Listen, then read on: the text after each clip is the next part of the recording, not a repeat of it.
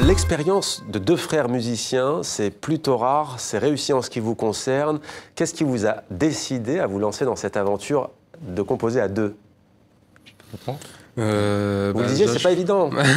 En fait, c'est juste que le fait que moi, il est parti pour revenir en France en 2009 et j'avais 14 ans, du coup, jusqu'à mes 20 ans, on n'a pas vraiment vécu au même pays depuis 8 ans, je crois. Ouais, depuis 8 ans. Ouais, du coup, 8 ans.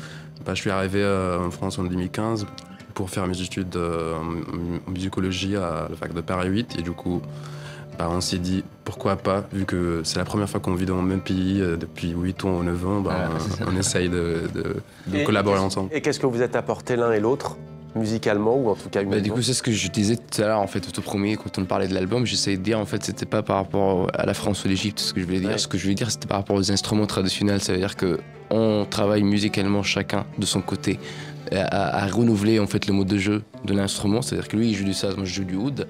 Dans cet album il y a des trucs où on est en trio, on voulait faire un groupe qui est quand même moderne, tout en ayant des instruments tels que, qu'on a. Et du coup des fois moi je fais une technique par exemple de slapping sur l'oud.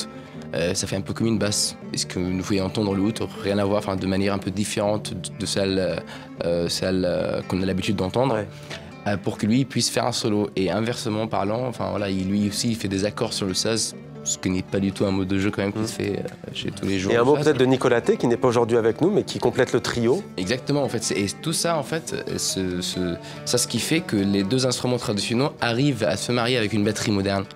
C'est aussi parce qu'on essaye de trouver des modes de jeu qui sont pas du tout, qui font pas partie de codes traditionnels, qui ne sont pas pratiqués par des musiciens. Et je pense que c'est grâce aussi au fait que, effectivement, là, en retour, par rapport au fait qu'on est en France et qu'on rencontre plein de musiciens qui font autre chose. Vous êtes quelque part des surdoués, des prodiges, parce qu'en général, il faut beaucoup d'expérience pour maîtriser ces instruments, le oud, le saz. On a eu de la chance, je pense. Ouais. Et puis on a adoré ça. On a kiffé ça et on a eu de la chance. Vous avez baigné dans la musique étant enfant? Oui.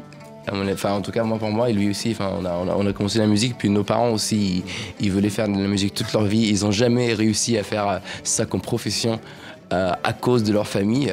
Du coup, ils ont décidé d'investir dans le soutien qu'ils peuvent nous donner pour faire ce qu'on aime en fait.